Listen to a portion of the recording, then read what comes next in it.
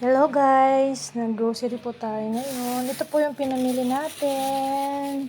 Siyempre, hola, como esta? It's me again, Ma'am Kai Vlogera.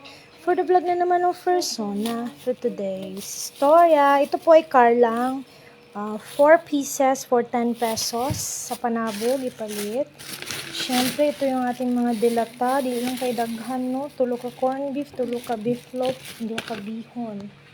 And syempre, ang ato ang mga Cerelac, ato ang biscuits, ato ang Silogel for baby CK. Okay, upat na yung Nippon. And ating ang mga snacks natin. Yan. 6 na pack, pitong pack ng biscuits. 1 Cerelac. Ito yung ating nabudol na naman tayo sa Wawa Bodega sa Carmen. Ito yung mga nagastos natin. Yan. Diba? Meron na tayong bagong heater. Bata.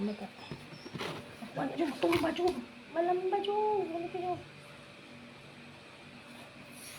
At ito yung mantika. 1.5 kilo.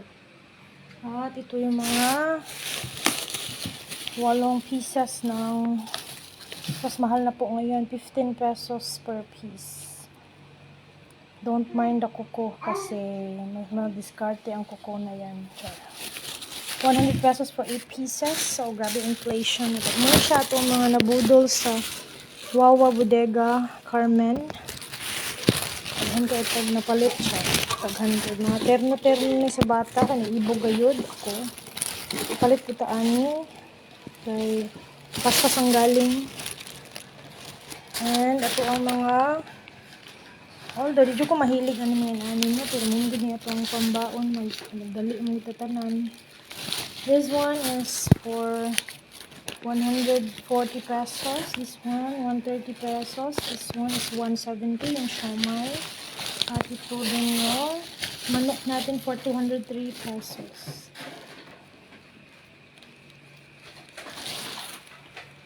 Hello, good evening. Hello to viewers. Haggard look attach.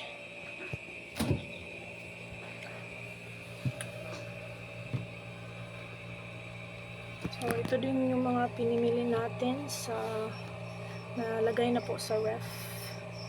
Yung mga ganito nilagay sa ref kasi may mga daga sa amin. Ito, nakabili din po tayo ng melon worth 88 pesos, yellow watermelon. We also have this one, fresh na fresh, nilagay natin sa dalawang lalagyan. So, maglilinis pa tayo ng refrigerator, lalagyan natin sa mga organizer. At ipaningot ka. So, na-data diri kaning upat ka sayote worth 20 pesos only sa panabutan na malengke. Kaya itong mga napalit kana mga bulay-lain butangan pa ko sa bulad. So, bulad ni siya kung hindi ko ba fresh. So, this is 50 pesos bulad, 50 pesos, 80 pesos. This is 50 pesos, 50 pesos. And then, mura to. And then, mag-live tanong kay mong requirement char. At yun lang po. Kailangan magsumikap kasi napakataas na presyo ng mga bilihin. Ay, naku, gisingot, no? Vlog gahapon.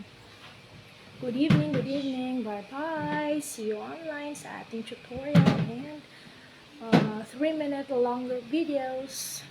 Hello, it's Casey. Say hi to them. Say hi. Hola. ¿Cómo está? ¿Cómo está? Bye-bye. Bye bye.